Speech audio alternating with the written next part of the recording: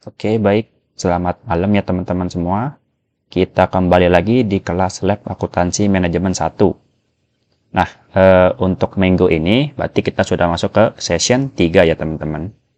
Nah, di session 3 bahasannya kebetulan masih sama, yaitu tentang job costing, sama dengan minggu kemarin. Nah, cuman di minggu ini kita mau membahas dua problem, yaitu problem 7 dan problem 8.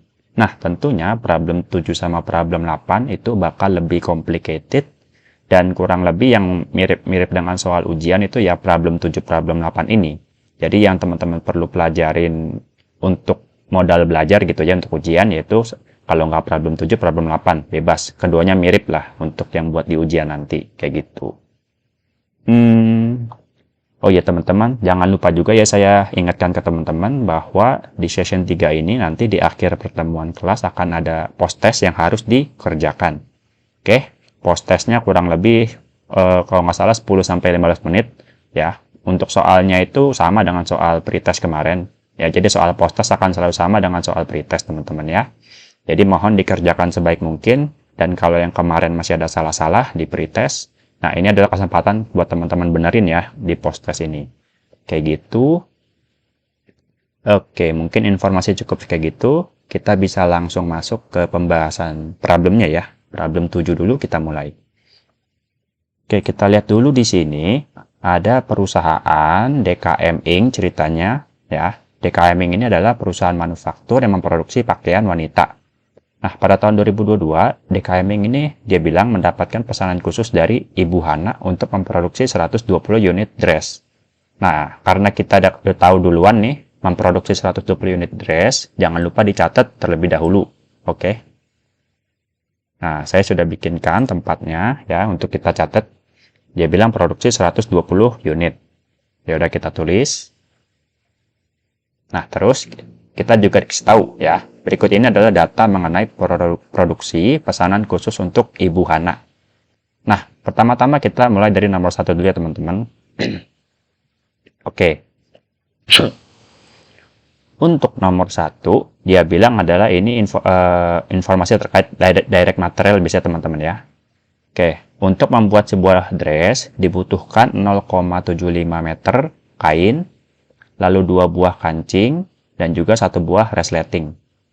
Oke, kain, kancing, dan juga resleting dibeli dengan harga 50.000 per meter. Lalu 25.000 per kodi untuk kancing, serta untuk si resletingnya adalah 24.000 per losin. Nah, dikarenakan pesanan dress ini adalah pesanan khusus, maka perusahaan itu membeli bahan baku sesuai dengan kebutuhan produksi.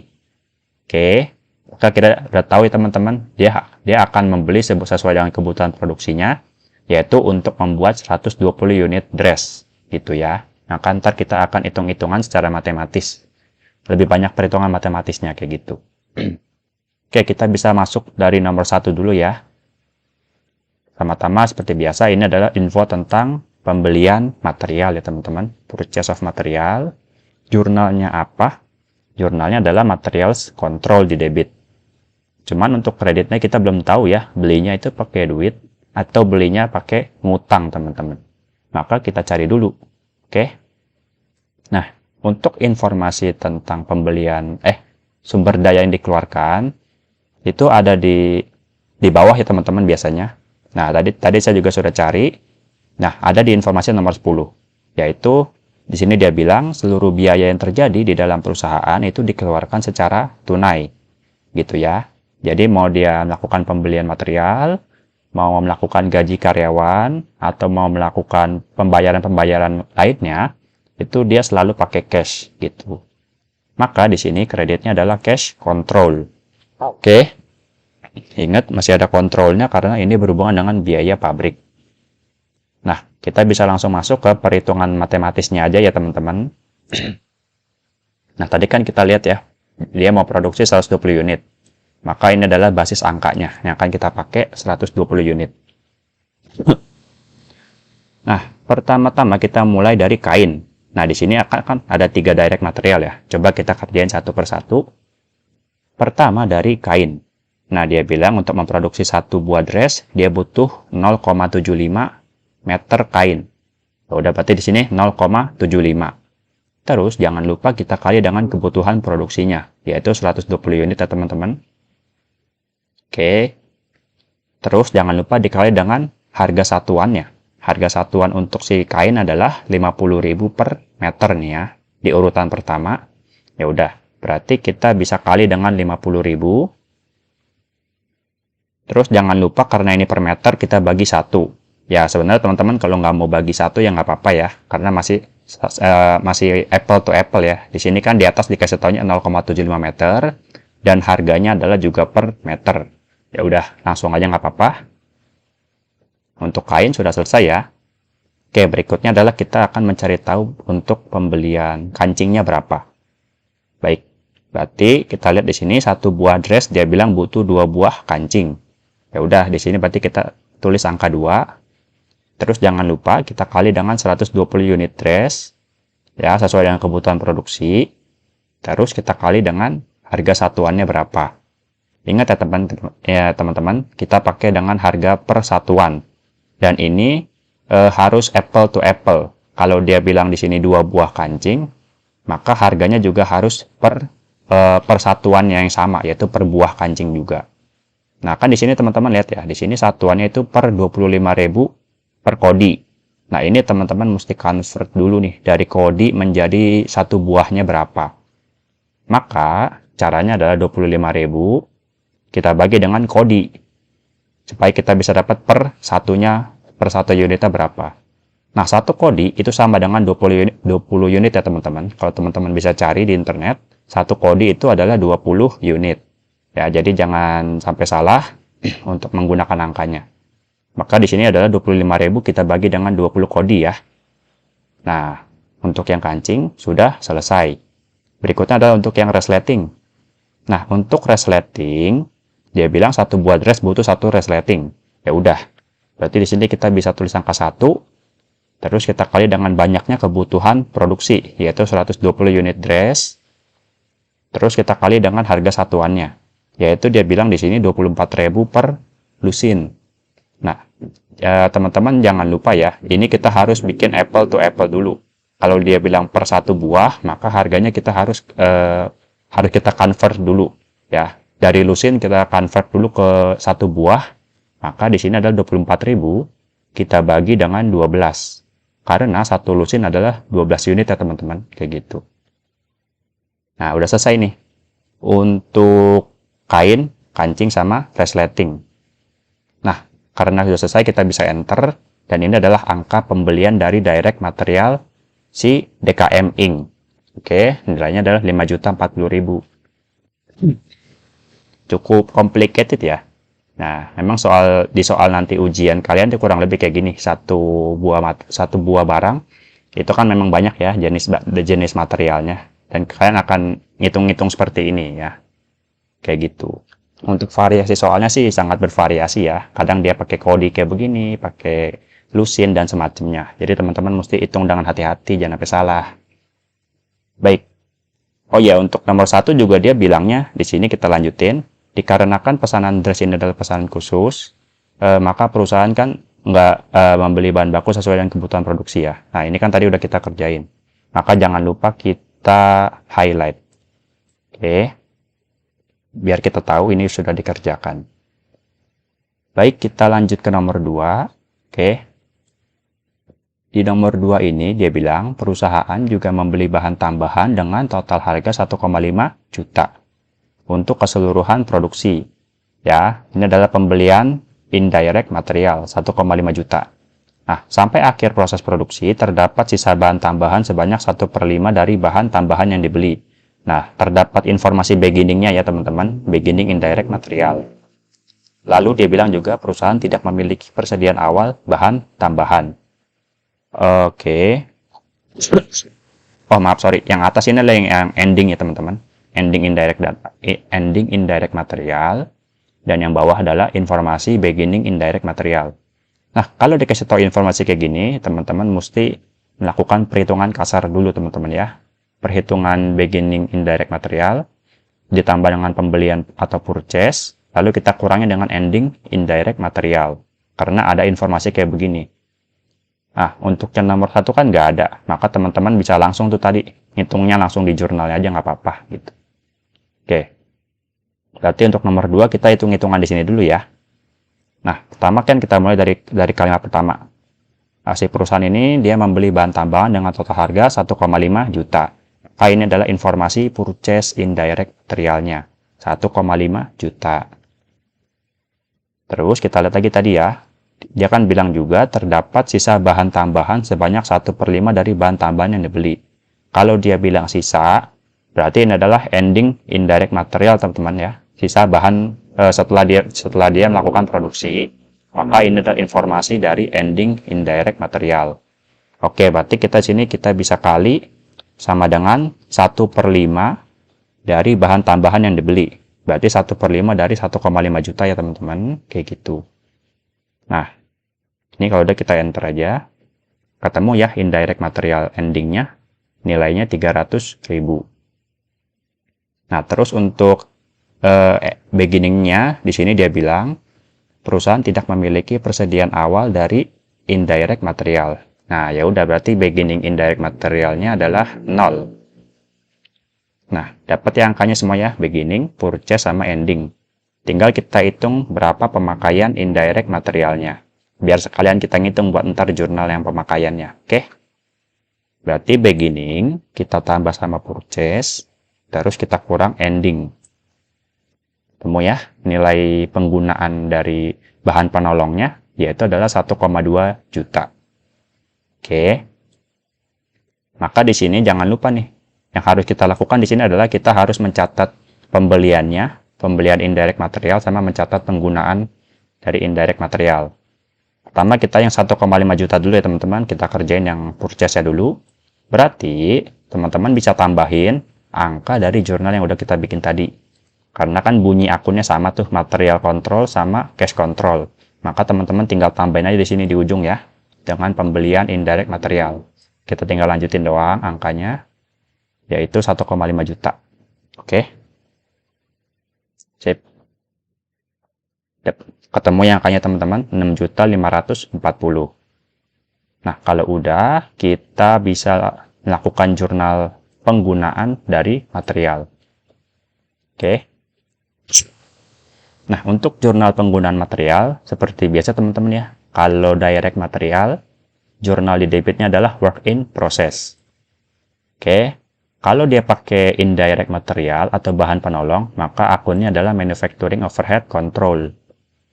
Nah, terus jangan lupa di kreditnya adalah materials control, karena kita sudah mengeluarkan materialnya pada saat digunakan, oke? Nah, pertama-tama kita lihat dulu berapa sih direct material yang digunakan oleh si DKM Inc. ini. Nah, teman-teman, kita lihat dulu ya apakah dia terdapat informasi beginning dan ending untuk direct material. Coba kita lihat. Kalau di sini sih dia bilang nggak ada ya teman-teman. Dia cuma punya informasi dari indirect material. Sebentar.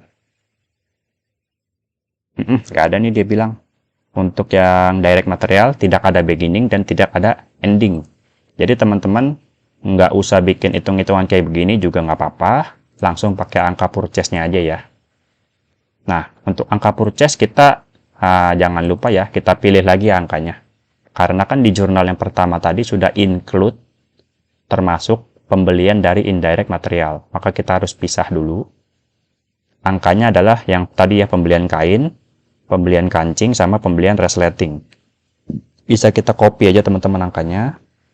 Terus kita masukin ke sini. Nah, berarti penggunaan material sama nih. Dia menggunakan material sebesar yang dia beli.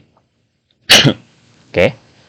Lalu berikutnya kita lihat berapa penggunaan dari indirect materialnya. Yaitu yang udah kita hitung tadi ya teman-teman di sini. Di kolom sini. Indirect material use 1,2 juta. Kita bisa enter. Terus jangan lupa ditotalin. Total pengeluaran materialnya. Nah, ketemu ya teman-teman jurnalnya 6.240. Oke. Karena ini sudah selesai, informasinya boleh kita highlight. Oke. Nah, kita lanjut ke informasi yang ketiga. Oke. Nah, di informasi yang ketiga ini, dia bilang sebuah dress membutuhkan waktu pengerjaan selama 200 menit. Ya, upah tenaga kerja langsung adalah 25.000 per jam. Nah, ini adalah informasi tentang direct labor ya teman-teman, penggunaan direct labor. Oke, berarti kita tulis dulu keterangannya ya. Kalau saya ngajar, saya selalu tulis keterangannya, direct labor use. Oke, untuk bunyi jurnalnya adalah seperti biasa, work in process control. Pada kreditnya kita belum tahu teman-teman ya. Kreditnya itu apa? Coba kita lihat. Oh ini teman-teman. Kan tadi sempat saya bilang ya di informasi nomor 10 bahwa seluruh biaya yang terjadi itu dikeluarkan secara tunai.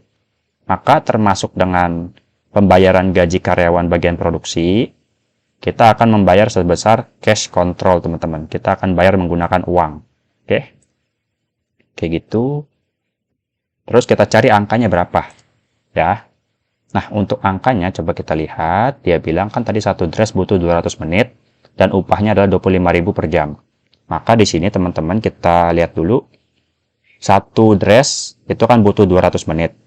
Terus kita kali dengan kebutuhan produksinya 120 unit dress.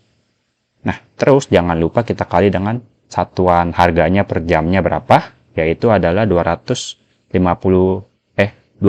per jam ya teman-teman, sorry. 25.000 per jam. Nah, ini kita convert dulu jadi per menit supaya apple to apple ya. Maka caranya adalah 25.000 kita bagi dengan 60 menit. Karena 1 jam itu 60 menit ya. Nah, kalau udah kita enter aja. Dan ketemu hasilnya adalah 10 juta. Oke. Untuk jurnal penggunaan direct labor sudah selesai. Jangan lupa kita highlight kalau udah. Oke. Lanjut ke nomor 4. Nomor 4, dia bilang manufacturing overhead dialokasikan berdasarkan jam tenaga kerja langsung dengan rate sebesar 95.000 per jam. Oke teman-teman, ini adalah informasi terkait dengan alokasi manufacturing overhead ya. Maka di sini kita bisa tulis dulu keterangannya, allocation of overhead. Ya, bebas sih sebenarnya namanya apa aja. Oke, untuk bunyi jurnalnya adalah seperti biasa yaitu work in process control pada manufacturing overhead allocated ya teman-teman. Ini adalah bunyi jurnalnya. Lalu bagaimana dengan angkanya? Nah, angkanya kita hitung-hitungan lagi teman-teman ya. Kan dia bilang manufacturing overhead itu dialokasikan berdasarkan jam tenaga kerja langsung. Maka teman-teman, untuk satuan jamnya adalah caranya, berarti satu unitnya kan menggunakan 200 unit, menggunakan 200 menit. Maka basis antara jam tenaga kerja langsung yang di atas ini kita pakai lagi teman-teman. Angka 200 menitnya kita pakai. Terus kita kali dengan kebutuhan produksinya, yaitu 120 unit. Oke, kalau udah kita kali dengan harganya atau rate-nya, yaitu adalah 95.000 per jam ya. Nah, jangan lupa ini selalu di-convert biar apple to apple, karena tadi adalah satuannya per menit, maka ini kita 95.000 kita bagi dengan 60 menit ya. Oke. Nah, kalau udah ketemu ya angkanya teman-teman, angkanya adalah 38 juta, kayak gitu. Baik, untuk yang informasi nomor 4 sudah selesai, boleh di highlight dulu. Nah, berikutnya kita lanjut ke informasi nomor 5 ya teman-teman. Coba kita lihat. Di sini informasi nomor 5 adalah untuk membantu proses produksinya, perusahaan memiliki sebuah mesin jahit yang dibeli sejak 1 April 2020 dengan harga 400 juta. Lalu diketahui nilai sisa ada 20 juta, lalu umur manfaatnya ada 8 tahun, lalu disusutkan dengan metode saldo menurun ganda. Nah, kalau dikasih tahu informasinya menggunakan saldo menurun ganda, maka teman-teman lihat lagi dia dibelinya, diperoleh asetnya itu kapan. Nah, dia bilang kan di sini diperoleh asetnya sejak 1 April 2020. Ingat ya, kalau metode saldo menurun ganda, kita harus ngitung dari awal ya teman-teman. Karena ada angka yang harus kita pakai juga, kita link, ya kan? Yaitu cost dikurang dengan, depresiasi sebelumnya, kita akan selalu menggunakan basis angka book value, kayak gitu.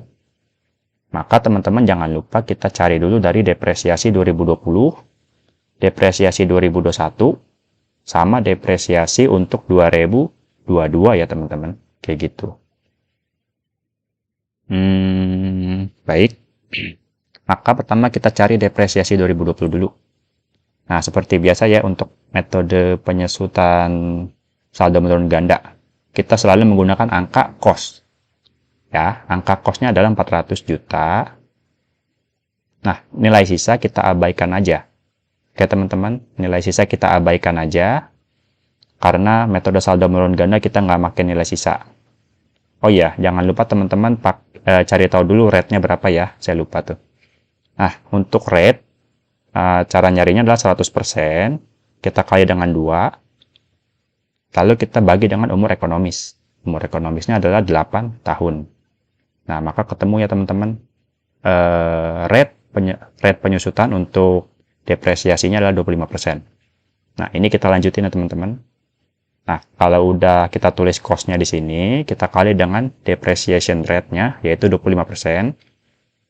Terus kita kali dengan berapa lama dia didepresiasi. Apakah 1 tahun penuh atau tidak. Nah, selama 2020 dia bilang, kan diperolehnya 1 April. Maka di tahun 2020 tidak full 1 tahun. Kita hitung dulu. Ada April, Mei, Juni, Juli, Agustus, September, Oktober, November, Desember. Ada 9 bulan ya. Maka kita kali dengan 9/12. Ketemu angkanya 75 juta. Nah, untuk penyusutan tahun berikutnya, kita akan menggunakan book value. Maka jangan lupa, cost 400 juta. Kita kurangin dulu nih sama depresiasi tahun sebelumnya, tahun 2020. Nah, kalau udah caranya sama, kita kali dengan depreciation rate-nya 25%. Terus kita kali dengan berapa lama dia disusutkan dalam 1 tahun. Nah, untuk tahun 2021, tentu kita menyusutkannya full 1 tahun. Maka kita kali dengan 12/12. Oke. Nah, ketemunya 81 juta. Lalu untuk 2022, berapa lama dia didepresiasi? Nah, ini harus kita cari tahu ya teman-teman. Si DKM ini, apakah dia beroperasi secara 1 tahun penuh atau tidak? Nah, coba kita lihat sebentar. Nomor 5 bukan, 6 bukan, informasi 7 bukan, 8 bukan, 9 bukan. Nih teman-teman, di informasi 11. Di informasi 11 dia bilang proses produksi dress pesanan Ibu Hana itu dilaksanakan mulai dari 1 Januari 2022 sampai dengan 31 Maret 2022. Maka untuk tahun 2022 ini dia belum penuh 1 tahun ya. Baru jalan 3 bulan, Januari, Februari, Maret. Nah, maka di sini depresiasinya nggak 1 tahun penuh, yaitu sebesar 3 bulan. Jadi teman-teman harus ikutin terlebih dahulu. Ya, apakah kondisi produksinya di 1 tahun penuh atau enggak. Ya, jadi dilihat dulu informasinya. Untuk problem 7 dia bilang cuma 3 bulan. Oke, kita ikutin aja. Maka untuk nyari depresiasi 2022 adalah 400 juta. Terus kita kurang dengan depresiasi tahun-tahun sebelumnya. Ya, karena kita gunakan book value. Oke. Terus kita kali dengan depreciation rate, yaitu 25%. Nah, terus jangan lupa kita kali dengan fraction, berapa lama dia depresiasi, yaitu 3 bulan. Maka kita kali dengan 3/12 ya. Oke, kalau udah ketemu hasilnya 15 juta. Nah, angka inilah yang akan kita gunakan di dalam jurnal. Oke, 15 juta 234 375. Nah, terus sekarang kita lihat akun untuk mencatatnya kayak gimana. Oke, karena nomor 5 ini terkait dengan penyusutan mesin, maka kita tulis dulu keterangannya apa. Penyusutan mesin atau depreciation of machine, boleh apa aja bebas. Terus bunyi jurnalnya apa? Nah, karena dia termasuk sebagai aset di dalam pabrik, ya, mesin produksi, maka kita akan jurnalin adalah manufacturing overhead control dengan di kreditnya adalah accumulated depreciation machine.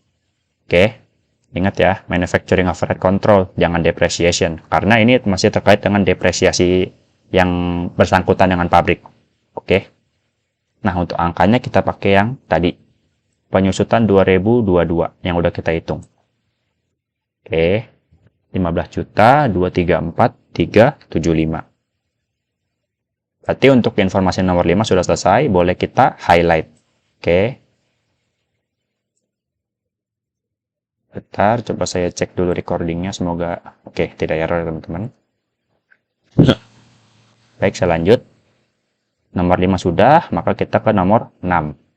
Nah, di informasi nomor 6, dia bilang perusahaan juga memiliki 2 buah gedung, yaitu gedung pabrik dan gedung kantor, yang dibeli sejak 12 Januari 2016.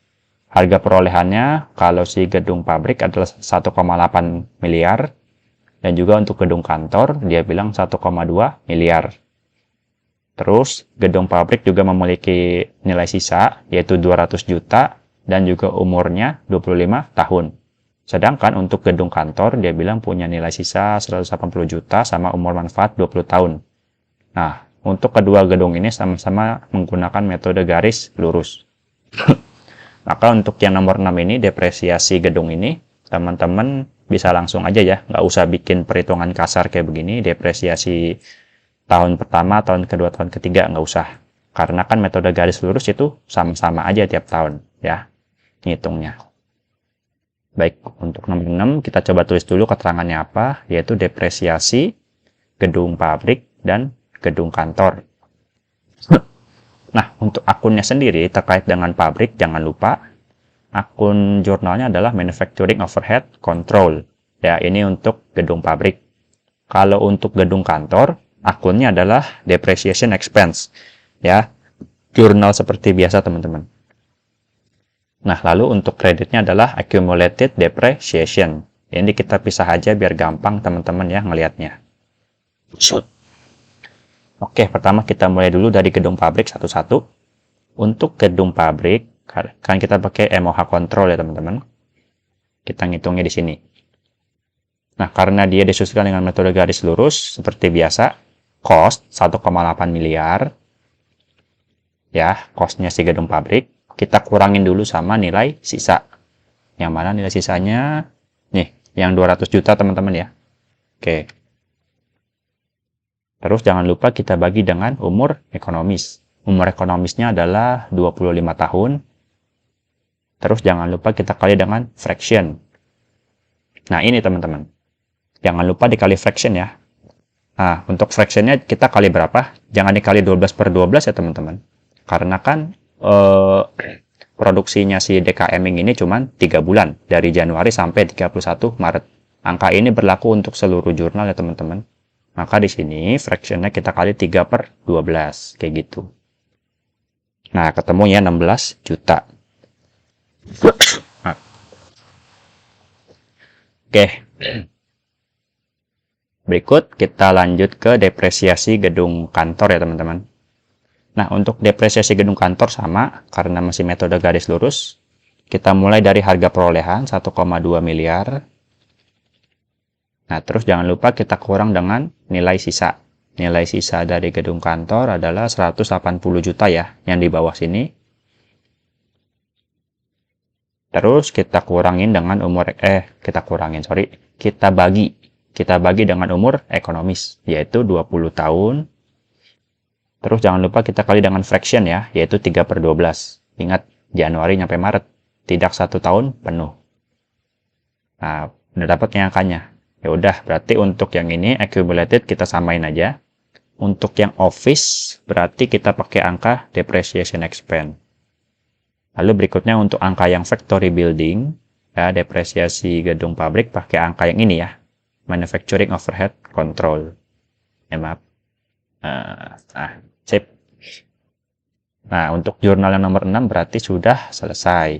Bisa kita tandain dulu, kita highlight. Nah, nomornya mudah, terus kita lanjut ke nomor 7. Oh ya teman-teman, untuk yang informasi nomor 7 ini ada sedikit ralat ya teman-teman. Ada sedikit ralat di mana pesan dari koor itu adalah ralatnya dari biaya reparasi mesin ini teman-teman. Untuk biaya reparasi mesin 900.000 ini bukan per tahun. Tapi tolong teman-teman ganti menjadi 900.000 per quarter ya teman-teman. Per quarter berarti dia ngasih taunya per setiap 3 bulanan sekali gitu. Maka angka 900.000 ini untuk setiap 3 bulan atau untuk setiap quarter. Oke. Mohon direvisi ya di modul teman-teman semua. Ini kita ganti per quarter. Oke. Nah, lanjut. Untuk nomor 7 berarti kita bisa lihat perusahaan, di sini dia bilang ya, perusahaan juga mengeluarkan biaya-biaya lainnya, yaitu biaya utilitas, ada biaya reparasi mesin, ada biaya gaji satpam pabrik, dan juga ada gaji staf bagian kantor. Nah, berarti ini adalah kurang lebih adalah other expense ya teman-teman. Pengeluaran-pengeluaran lainnya yang dikeluarkan oleh perusahaan. Nah, pertama-tama kita mulai dulu dari biaya utilitas. Nah, di sini dia bilang biaya utilitas itu ada 40% untuk kantor. Maka 60%-nya adalah untuk pabrik ya teman-teman. Oke. Pertama kita tulis dulu utility expense. Kita catat untuk bagian kantor dulu ya teman-teman. Nah, untuk bagian kantor dia bilang adalah 40%. Nah, terus dia bilang biaya utilitasnya adalah 1,8 juta per bulan. Ya udah, berarti 1,8 juta kita kali dengan lamanya produksi. Ingat, ya produksinya adalah dari Januari sampai Maret. Jangan dikali 12 bulan ya, dikali dengan 3, cukup dikali dengan 3 bulan aja teman-teman. Gitu, jangan sampai lupa ya.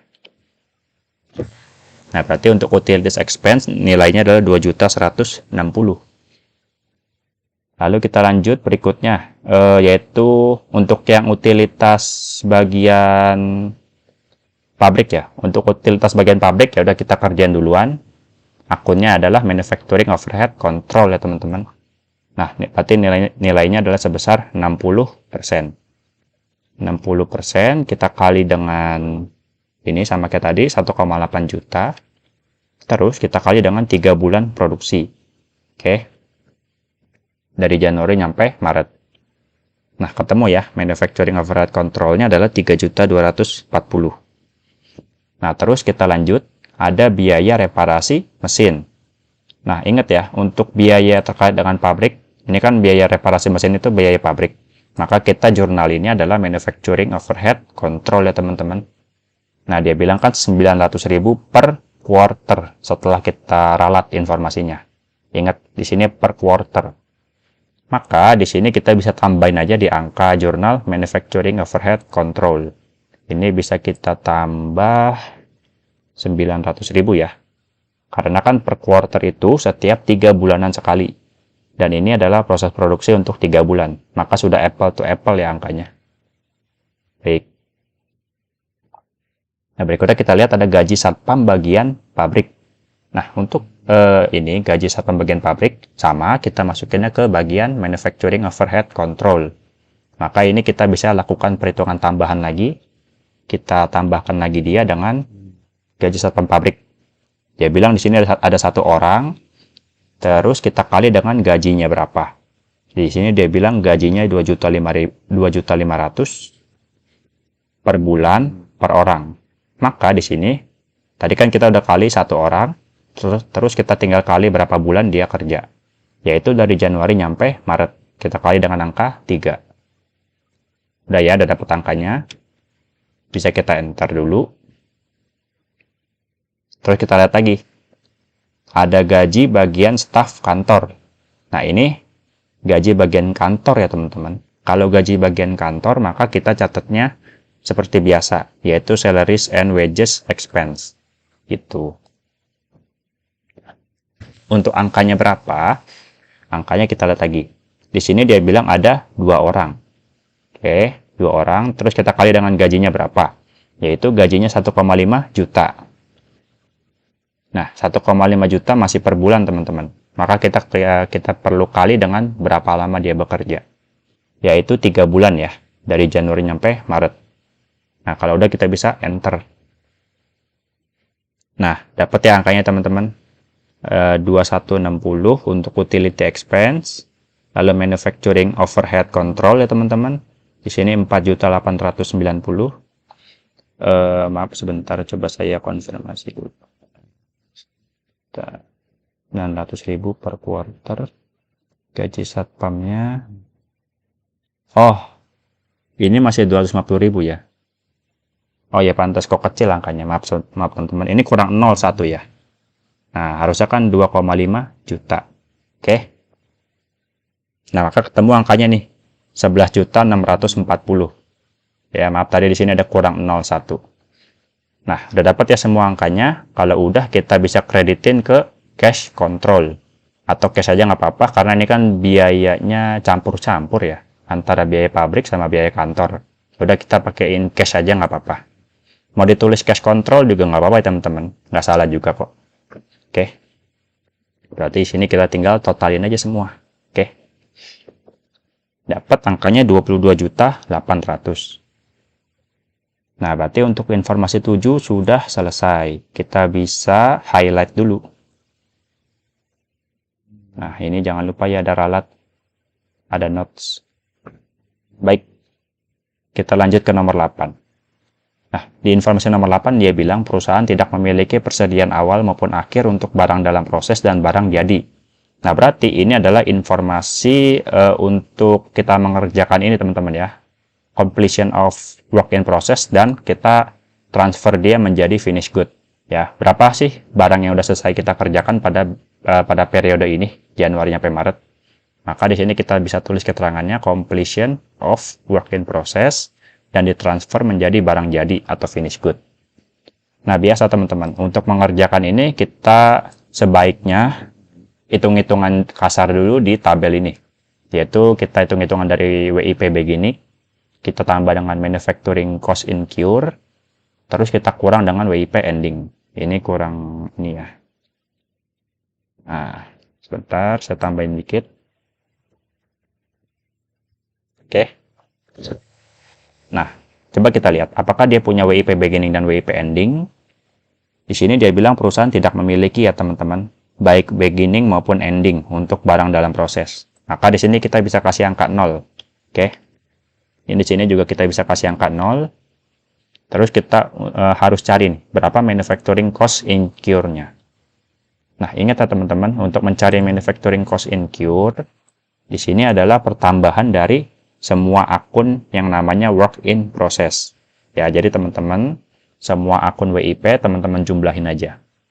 Ada satu di sini, 5.040.000. Terus ada 10 juta nih, direct labor. Terus ada WIP yang alokasi MOH. Ya, berarti ada 3 ya teman-teman. Nggak ada lagi di sini. Ya, udah nggak ada lagi. Berarti kita bisa enter. Ketemu ya, manufacturing cost incur-nya 53 juta. Berarti cost of goods manufacture-nya adalah beginning ditambah purchase, kita kurang dengan ending. Nah, berarti cost of goods manufacture-nya atau barang yang benar-benar sudah selesai dikerjakan pada periode ini adalah sebesar 53 juta. Ya, barang ini adalah barang yang sudah jadi. Maka untuk jurnalnya adalah finished goods control, kita catat barang yang sudah diproduksinya bertambah. Terus kita kurangin work in process-nya. Oke. Nah, angkanya sebesar cost of goods manufacture yang di sini, yang paling bawah. Oke, 53 juta. Kali ini saya split dulu teman-teman ya, sebentar. Nah, untuk informasi yang nomor 8 terkait WIP sudah selesai. Ya, berikutnya kita lanjut aja karena nomor 8 ini nyambung ya. Untuk WIP sama finished good nyambung jadi satu. Maka kita sekalian kerjakan jurnal terkait dengan penjualan barang finished goods-nya. Oke.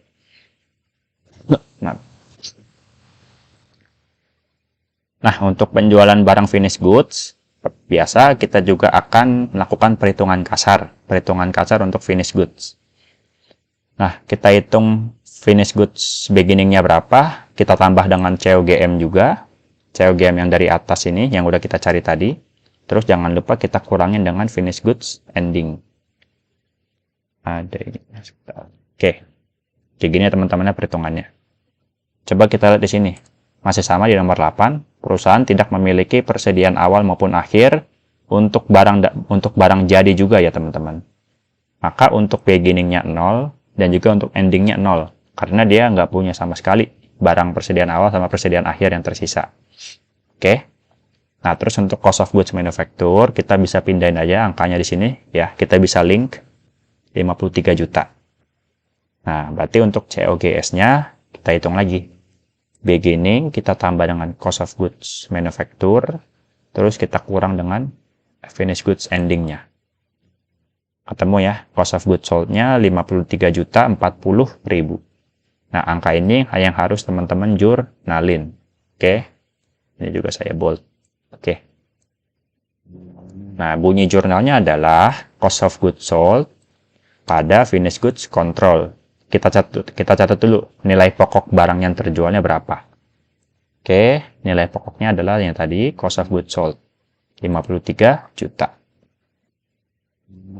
Sudah dapat ya teman-teman, 53 juta. Sekarang jangan lupa kita catat penjualan yang terjadi atau sales revenue-nya berapa. Nah, tapi kita lihat dulu, sebentar ini tadi udah selesai ya, kita highlight dulu. Nah, kita lihat si DKM ini dia melakukan penjualan secara apa? Secara tunaikah atau secara kredit? Nah, coba kita lihat di informasi nomor 9, di mana dress ini dijual dengan harga 100.000 per unit. Nah, lalu di sini dia bilang Ibu Hana menyetujui untuk membayar seluruh dress secara tunai. Maka di sini adalah 100% secara tunai ya teman-teman. Maka kita bisa catat cash, di debitnya adalah cash, lalu di kreditnya adalah sales revenue. Nah, di sini dia bilang nih, dressnya dijual seharga 100.000 per unit. Maka kita bisa catat di sini 100.000, terus kita kali dengan berapa unit yang terjual. Nah, teman-teman, karena di sini di perhitungan ini dia nggak ada ending dan juga nggak ada beginning, maka asumsinya barangnya adalah terjual semua teman-teman ya. Karena kan dia mampu menjual semua nih, nggak ada sisa yang di ending maupun nggak ada saldo awal ya. Maka kita anggap 120 unit yang di sini tadi ya. 120 unit yang di sini adalah terjual semua. Oke. Berarti kita bisa tinggal hitung aja. 100.000 dikali 120 unit. Bahkan nilainya adalah 12 juta. Udah ketemu ya angkanya teman-teman. Nah, kalau dilihat di sini, angka penjualannya adalah 12 juta. Sedangkan nilai barang yang terjual adalah 53 juta, teman-teman. Perusahaan DKM ini bisa dibilang rugi bandar ya, teman-teman, bahasa kasarnya. Dia jualan barangnya 53 juta, tetapi cuman dapetin duitnya adalah 12 juta. Maka rugi bandar, teman-teman. Gitu ya. Oke, nggak apa-apa. Karena ini mungkin juga variasi soal ya. Dibikin soal yang unik, nggak apa-apa. Maka ini untuk nomor 9 kan sudah selesai. Jangan lupa kita highlight. Nah, terus kita lanjut nih. Ada satu jurnal tambahan terakhir yang harus teman-teman buat. Jangan sampai lupa ya. Yaitu adalah penyesuaian terkait dengan under allocation ataupun over allocation. Ya, teman-teman. Penyesuaian under allocated atau over allocated. Sorry, bukan allocation tetapi allocated. Nah, seperti biasa, di sini jurnalnya adalah kita harus menjurnal manufacturing overhead allocated di debit dan juga manufacturing overhead control di kredit. Ini sudah selalu kayak begini teman-teman ya. Untuk angkanya kita tinggal lihat di jurnal berapa. Manufacturing overhead allocated-nya adalah nih sebesar 38 juta ya teman-teman. Oke. Lalu untuk MOH kontrolnya, kita lihat juga, ini adalah sejumlah dari semua manufacturing overhead control yang ada di atas. Jadi kita ya cari dulu teman-temannya satu-satu. Ada satu di sini, manufacturing overhead control. Terus ada lagi di sini ya. Di nomor 5, depresiasi mesin. Oke, terus ada lagi di sini. Nomor 6 sebesar 16 juta. Terus ada lagi di nomor 7 sebesar 11 juta. Udah nggak ada lagi ya teman-teman ya. Sebentar coba saya cek. 1, 2, 3, 4. Oke, cuma ada 4 doang ya teman-teman MOH kontrolnya. Kalau udah di enter. Nah, udah dapat nih angkanya nih. Untuk allocated 38 juta, untuk kontrolnya 44 juta. Maka di sini COGS-nya kita masih harus tambahin di kredit atau kita tambahin di debit ya teman-teman untuk COGS. Ya, supaya balance. Maka nilainya adalah selisih dari MOH kontrol dengan MOH allocated. Nah, maka nilai COGS adalah 6.074.375. Nah, seperti biasa jangan lupa dibikin kesimpulannya teman-teman ya. Apakah ini under allocated atau over allocated. Nah, di sini bisa teman-teman lihat ya bahwa MOH allocated-nya itu 38 itu lebih kecil daripada MOH control. Sehingga ini namanya adalah under allocated. Perusahaan itu mengalokasikan kekecilan nih. Sedangkan biaya aktual yang terjadi adalah 44 juta. Kayak gitu teman-teman ya.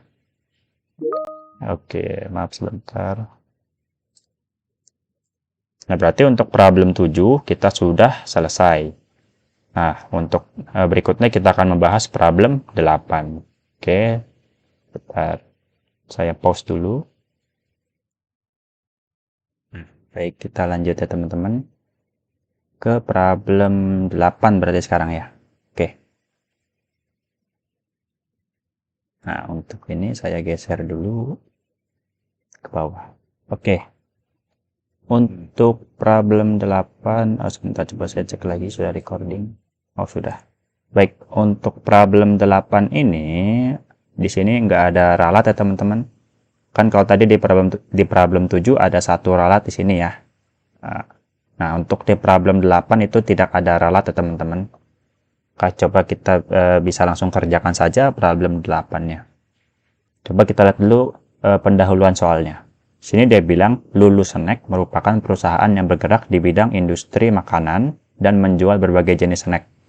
Nah, pada awal tahun 2021, Lulu Snack itu mendapatkan pesanan spesial dari PT Lolo untuk membuat snack coklat.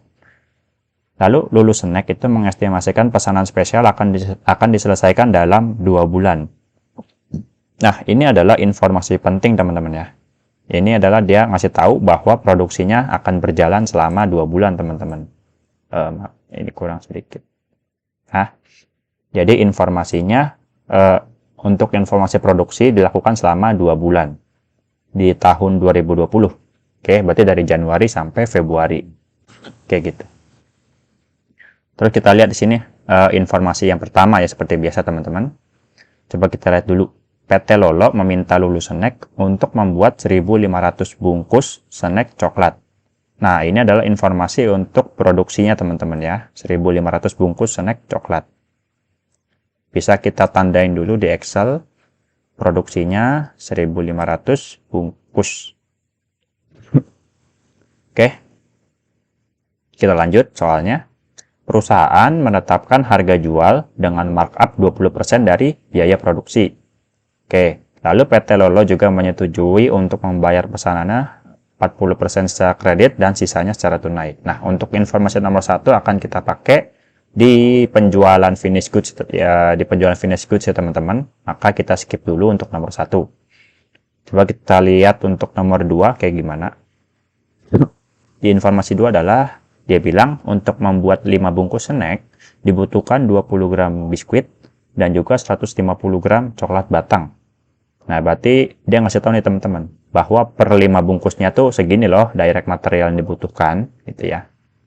Terus kita lanjut, biskuit dan coklat batang dibeli dengan harga 80.000 per bungkus serta 150.000 per kilo. Lalu satu bungkus biskuit dia bilang punya isi 100 gram ya, karena di sini masih per bungkus, kita nggak tahu satu bungkusnya berapa. Nah, di sini dia bilang nih, satu bungkus isinya adalah 100 gram. Oke. Lalu, untuk memproduksi pesanan spesial ini, perusahaan itu membeli bahan baku sesuai kebutuhan produksi. Ya, maka purchase-nya kita tahu ya teman-teman, purchase-nya adalah sebanyak 1.500 bungkus keperluan produksinya. Terus, di sini dia juga bilang, perusahaan memiliki data persediaan awal dan akhir bahan baku sebagai berikut. Nah, ini soalnya jauh lebih ruwet lagi ya teman-teman. Nggak apa-apa, coba kita kerjain pelan-pelan. Nah, untuk yang informasi 2 ini terkait dengan direct material, saya lebih saranin teman-teman untuk bikin perhitungan coret-coretan kayak gini teman-teman ya, perhitungan kasar, supaya teman-teman bisa gampang ntar comot angkanya dan juga ngerjainnya lebih mudah gitu ya. Coba kita mulai dari direct material beginning-nya. Maka untuk direct material beginning kita akan pakai angka persediaan awal ya, baik untuk biskuit dan juga untuk coklat batang. Coba kita kerjain dari biskuit dulu ya. Kita hitung berapa sih nilai uang dari persediaan awal biskuit. Nah, kan di sini dia bilang persediaan biskuitnya ada 500 gram nih ya untuk beginning biskuit. Terus kita lihat berapa sih harga dari biskuit itu. Nah, untuk harga biskuit dia bilang adalah 80.000 per bungkus. Satu bungkus isinya 100 gram, teman-teman. Maka untuk cara carinya adalah di sini 80.000 kita bagi 100 dulu. Nah, karena kan dia bilang per bungkus. Nah, satu bungkus 100 gram, maka kita bisa bagi dengan 100 supaya kita bisa apple to apple, yaitu per gram. Nah, terus jangan lupa teman-teman kali dengan 500 gram. Nah, dapat ya untuk direct material beginning-nya si biskuit. Nilainya adalah 400.000. Nah, untuk coklat juga caranya sama, teman-teman ya. Caranya sama, kita mulai dulu dari harganya, kita convert ya, supaya apple to apple. Kita lihat di sini harga coklatnya adalah 150.000 per kilogram. Nah, 1 kilogram itu kan 1000 gram ya, teman-teman. Ya, maka kita bagi dulu dengan 1000 gram. Terus jangan lupa kita kali dengan persediaan awalnya si coklat batang. Dia bilang punya 200 gram. Maka ketemu untuk coklatnya adalah 30.000. Nah, ini kita sekalian aja ya teman-teman. Kita cariin juga berapa sih persediaan akhirnya. Karena kurang lebih perhitungannya sama. Oke. Maka ini teman-teman, apa deh saya jelasin, saya ketik ulang lagi ya. Saya ketik ulang aja nggak apa-apa. Nah, maka untuk direct material endingnya si biskuit, caranya sama teman-teman ya. 80.000. Kita bagi dulu dengan 100 gram, terus jangan lupa kita kali dengan 350 gram. Oke. Ketemu ya 280.000. Lalu untuk coklat juga sama. Caranya adalah 150.000. Kita convert dulu dia menjadi gram, berarti kita bagi dengan 1000. Karena kan dia bilang 150.000 per kilogram. Nah, terus kalau udah kita kali dengan 150 gram. Nah, ketemu ya saldo ending dari coklat. Nah, sekarang kita bisa cari nih, berapa purchase dari direct material si biskuit dan juga si coklat. Nah, berarti kita ngelihatnya dari sini ya, teman-teman. Kita akan pakai angka kebutuhan produksi 1.500 bungkus, dan juga kita akan butuh angka ini, teman-teman. Informasi dari untuk membuat 5 bungkus ini sampai sini, teman-teman. Ya, sampai harga satuan sini. Memang agak ruwet ya teman-teman soal ini. Nggak apa-apa, coba kita kerjain satu persatu. Nah, untuk purchase-nya si biskuit berarti caranya kurang lebih sama teman-teman. Yaitu kita mulai dari 80.000. Nah, dia kan bilang per bungkus. Berarti kita bagi dulu dengan satu bungkusnya adalah 100 gram. Ya, kan kita kan udah tahu nih teman-teman. Mungkin caranya jangan gini ya. Kita cari tahu dulu berapa sih unit biskuit yang berapa gram sih biskuit yang diperlukan. Maka caranya adalah mungkin saya putar sedikit ya teman-teman. Kita cari tahu dulu 1.500 bungkus. Nah, kita mulai dari angka 1.500 bungkus. Terus dia bilang di sini per 5 snack bungkus dibutuhkan 20 gram biskuit. Maka teman-teman bagi dulu nih 1.500 kita bagi 5. Terus kita kali dengan 20 gram biskuit. Nah, maka kan kita ketemu nih kebutuhan si biskuitnya berapa banyak. Masih dalam bentuk gram.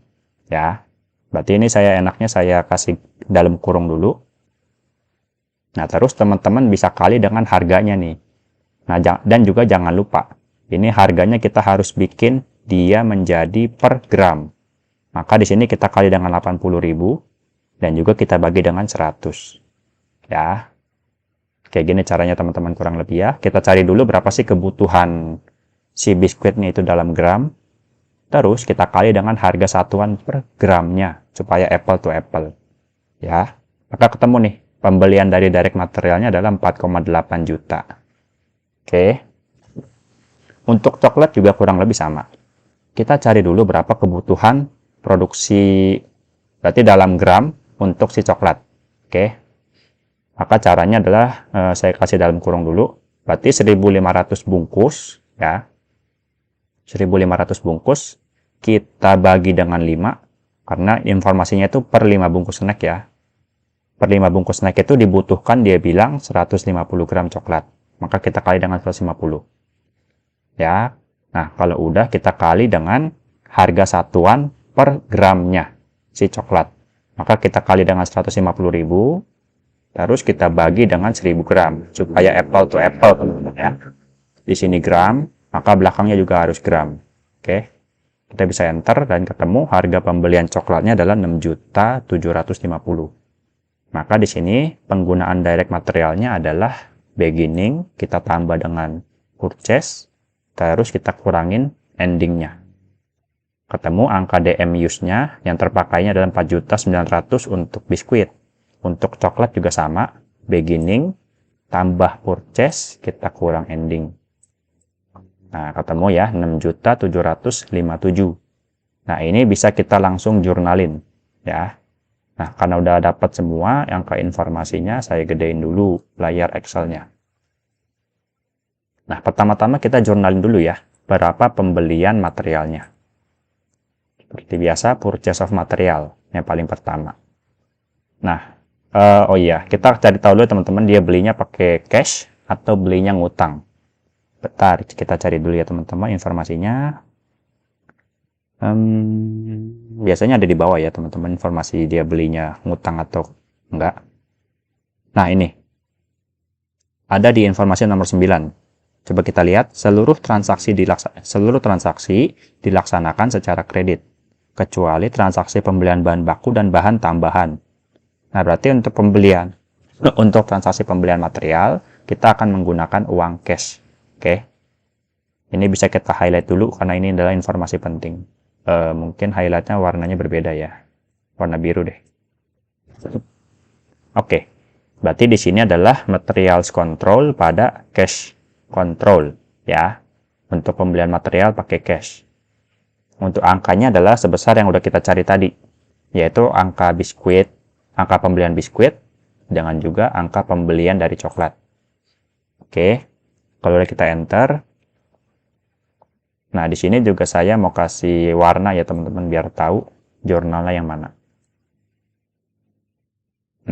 Ini aja ya warnanya, warna biru.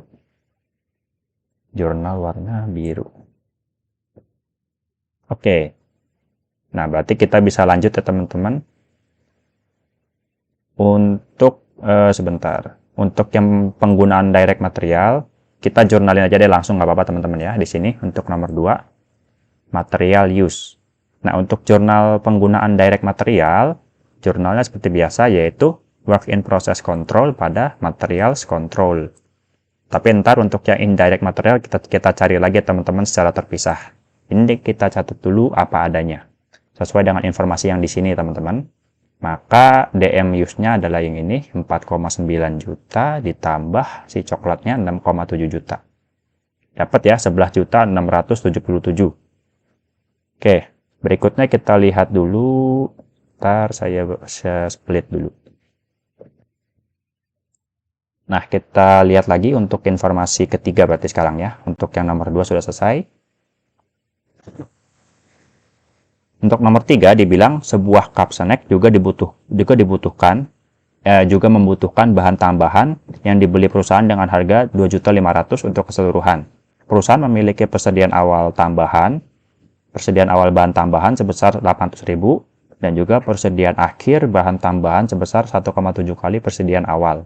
Nah, maka teman-teman kalau dikasih tahu ada beginningnya sama ada endingnya, maka lebih baik teman-teman bikin tabel perhitungan kasar seperti ini teman-teman ya. Beginning kita tambah dengan purchase, kita kurangi dengan ending. Khusus untuk indirect material kali ini ya, karena dikasih tahu ada informasinya. Oke, baik.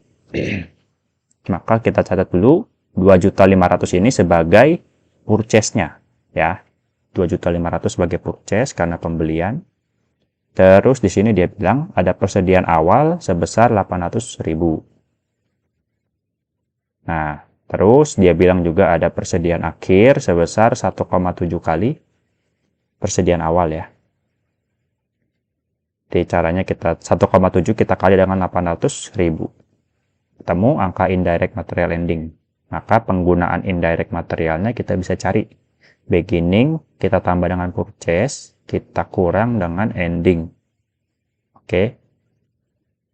Nah, ketemu deh penggunaan indirect material.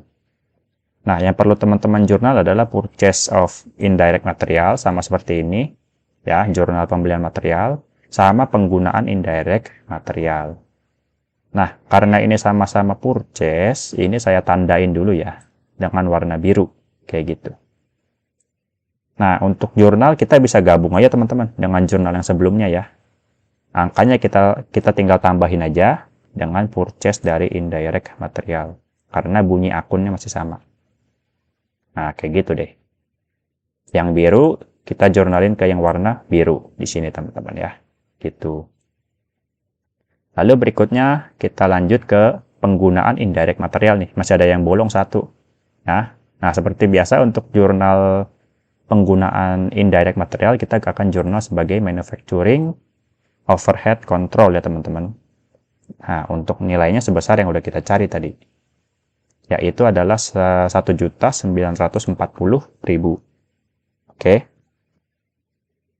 Nah, terus berarti kita bisa tinggal totalin aja berapa material yang dikeluarkan.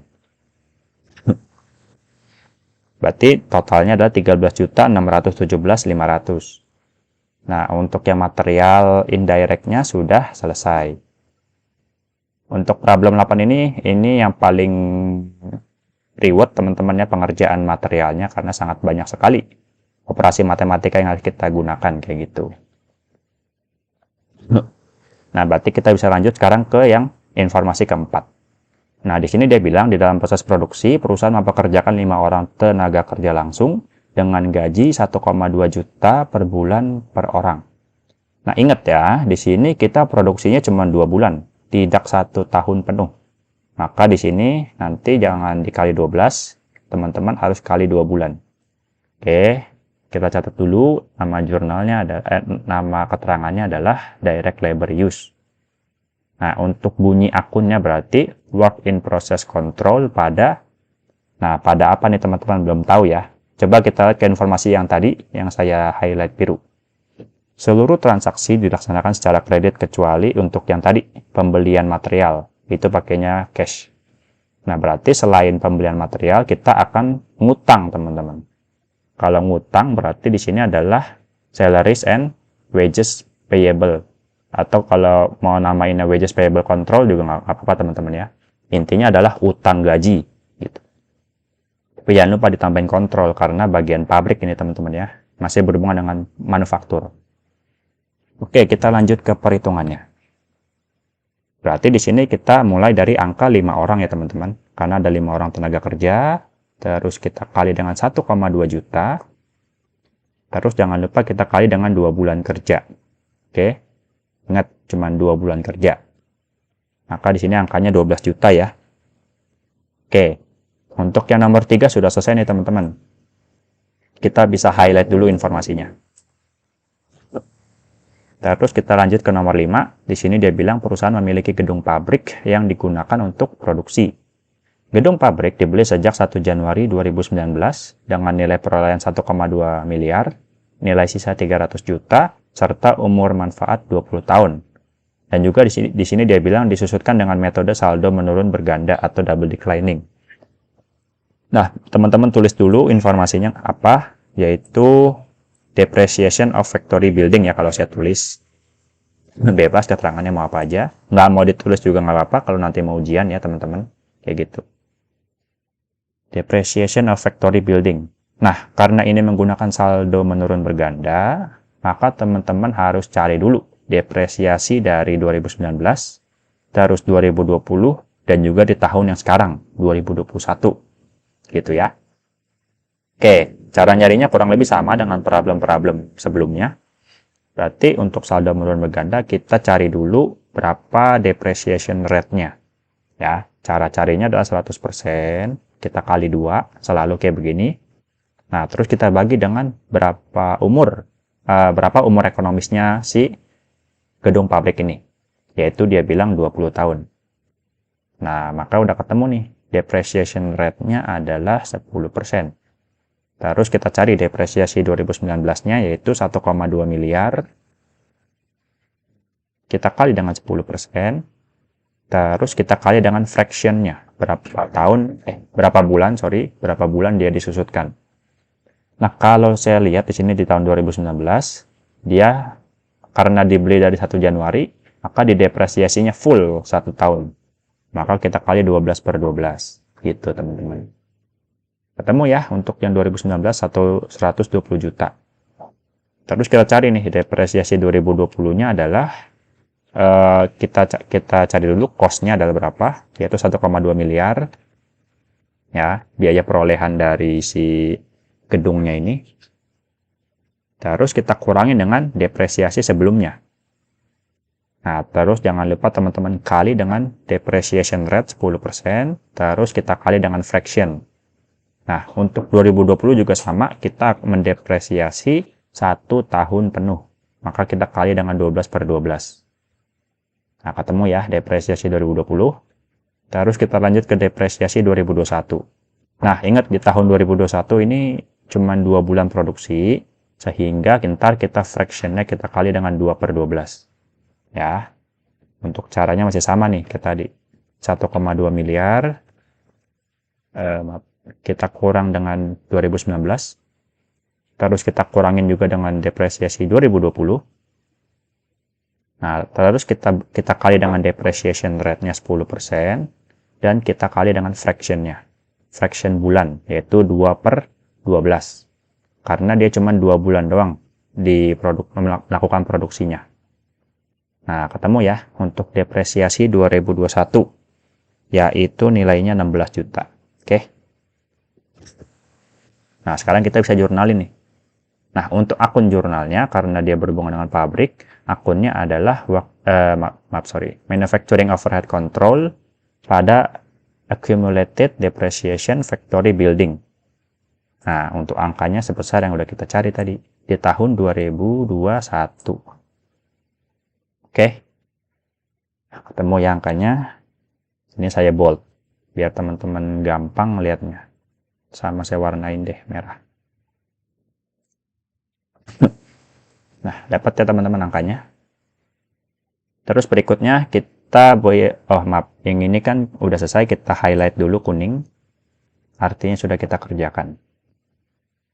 Nah, lanjut ke nomor 6. Di nomor 6 ini adalah berarti data-data terkait dengan expense lain yang terjadi di dalam pabrik, teman-teman. Di dalam perusahaan, di dalam perusahaan. Maka di sini kita bisa labelin dia dengan other expense ya, teman-teman. Other expenses, terus kita analisis jurnalnya satu persatu. Oke, kita mulai dulu dari atas, yaitu biaya sewa gedung kantor. Nah, ingat, karena di sini biaya sewa gedung kantor, nama jurnalnya adalah seperti biasa, yaitu rent expense. Oke. Nama akunnya adalah rent expense. Dia bilang biayanya adalah 3 juta per bulan.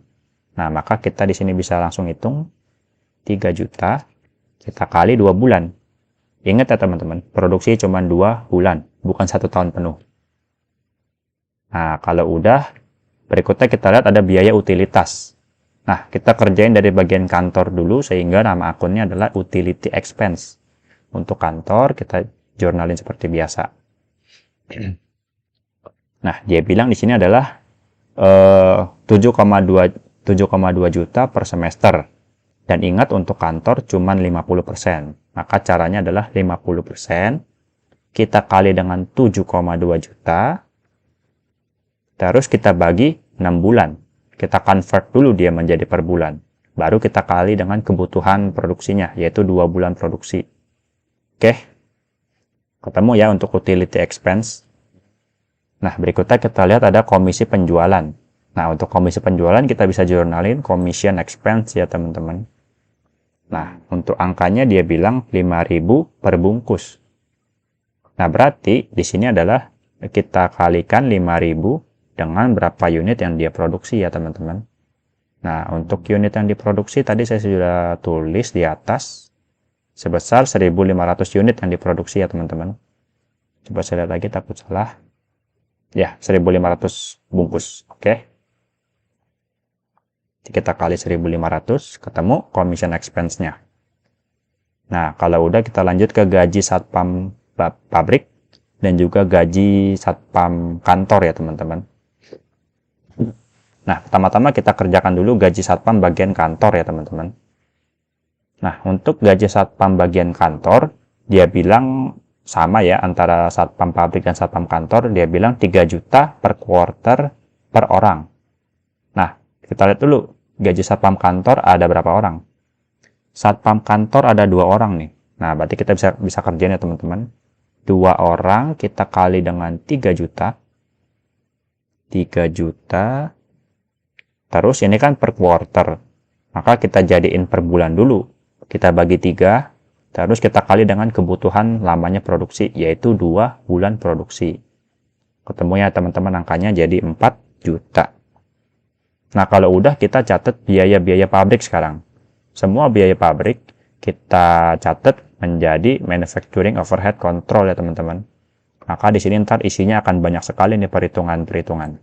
Karena kan biayanya itu ada si utilitas pabrik, lalu ada gaji satpam bagian pabrik, sama gaji supervisor bagian pabrik ya. Ada 3 komponen di sini. Oke, berarti kita kerjain dulu satu persatu. Untuk biaya utilitas bagian pabrik, berarti kan 50% ya. Sisanya kita kalikan dengan 7,2 juta. Nah, terus jangan lupa kita convert dulu menjadi per bulan. Kita bagi 6. Terus kita kali dengan kebutuhan produksi dia, yaitu selama 2 bulan. Nah, ketemu ya untuk utilitas bagian pabrik 1,2 juta. Terus jangan lupa, kita masih ada biaya lainnya, yaitu biaya gaji satpam pabrik. Oke, untuk biaya gaji satpam pabrik kita lihat dulu, ada berapa orang dia satpamnya. Nah, di sini dia bilang ada 1 orang satpam pabrik ya. Nah, maka kita bisa cari satu karena cuma 1 orang, terus kita kali dengan, maaf, bentar. 1 orang kita kali dengan 3 juta.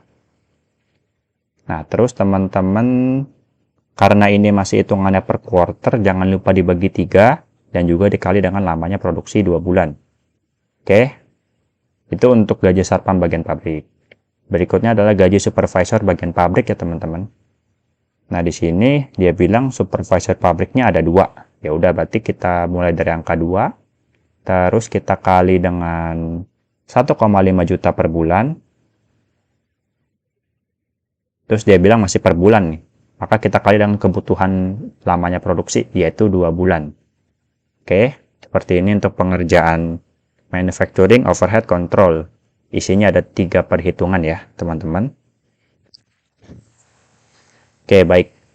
Maka untuk kreditnya sebentar. Kita lihat lagi di sini, informasi nomor 9. Karena seluruh transaksi ini harus dilaksanakan secara kredit ya, teman-teman. Maka di sini kita akan jurnalin kreditnya adalah accrued expense ya. Ingat, yang dibayar secara tunai cuman pembelian bahan baku aja. Selain dari itu dia ngutang, teman-teman ya. Maka kita kreditkan accrued expense, yaitu artinya adalah hutang beban. Berarti kita bisa totalin semua yang di sini. Nah, berarti nilainya adalah 27.900.000. Ya, ini bisa kita tandain dulu. Sudah selesai kita kerjakan. Oke, berikutnya adalah informasi ketujuh. Perusahaan mengalokasikan MOH sebesar 27.500.000 untuk pesanan ini. Berarti informasi nomor 7 ini adalah terkait dengan alokasi MOH. Ya, jurnalnya juga seperti biasa, teman-teman ya. Work in process control pada manufacturing overhead allocated ya, teman-teman. Kayak gitu. Dan ini udah lebih enak, teman-teman. Dikasih tahu langsung angkanya 27.500.000. Tinggal ditulis aja. Nah, udah. Untuk nomor 7 sudah selesai. Kita bisa tandain dulu. Sebentar. Nah, kita lanjut ke nomor 8. Untuk nomor 8, dibilang perusahaan itu tidak memiliki persediaan awal dan akhir barang dalam proses maupun barang jadi. Nah, berarti teman-teman, Maaf, Excel-nya. Sedikit nge-crash ya. Bentar, recordingnya aman kah? Oh, aman recordingnya. Bentar teman-teman, saya tes dulu.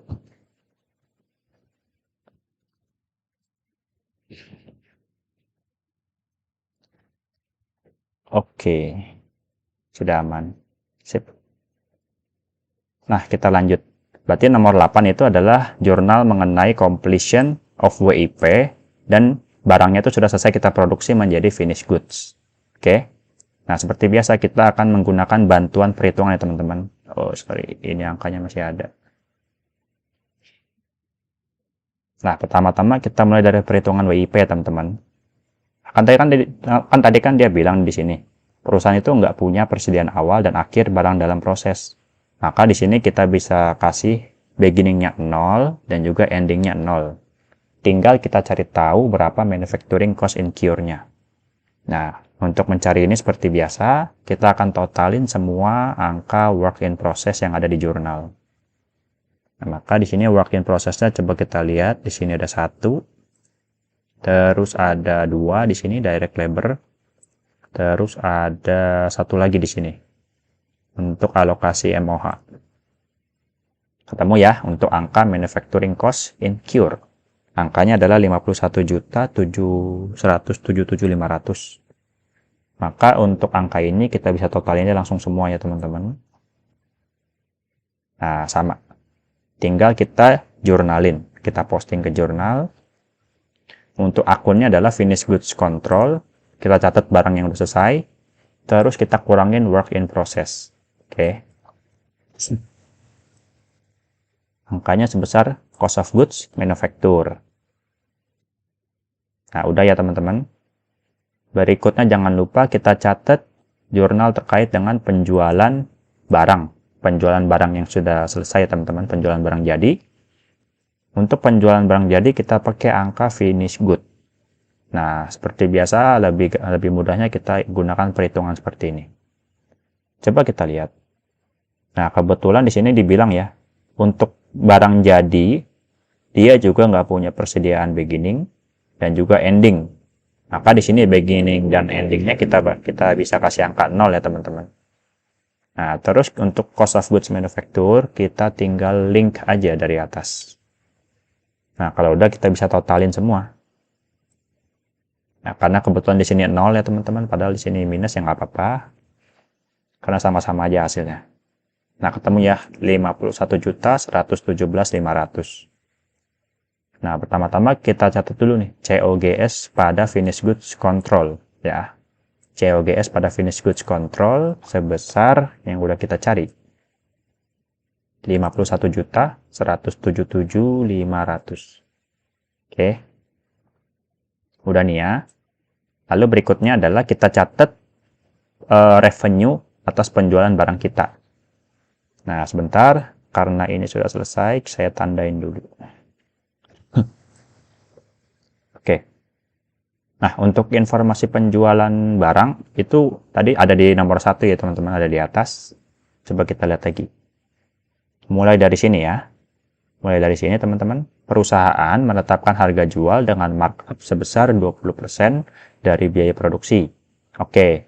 Terus PT Lolo juga menyetujui untuk membayar pesanan yang 40% secara kredit dan sisanya secara tunai. Maka kita catat dulu teman-teman, berapa uang tunai yang kita terima atau cash-nya. Terus kita catat dengan yang masih ngutangnya teman-teman atau accounts receivable sebesar 40%. Terus kita catat penjualan ya atau sales revenue-nya. Oke. Nah, pertama kita cari dulu nih sales revenue-nya.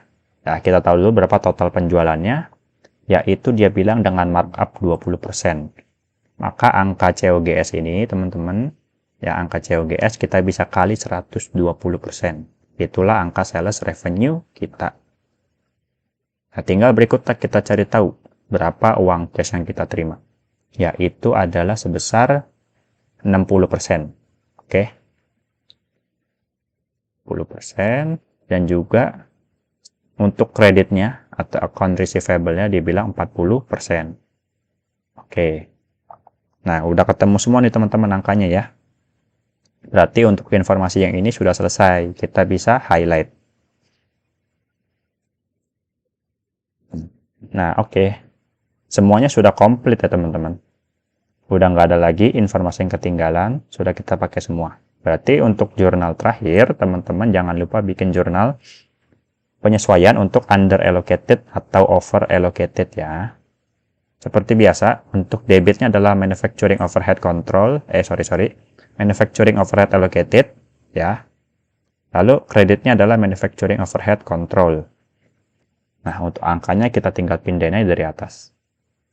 Ini ya teman-teman. Untuk allocatednya di sini. Dan juga untuk manufacturing overhead control, kita jumlahin semua yang ada di jurnal.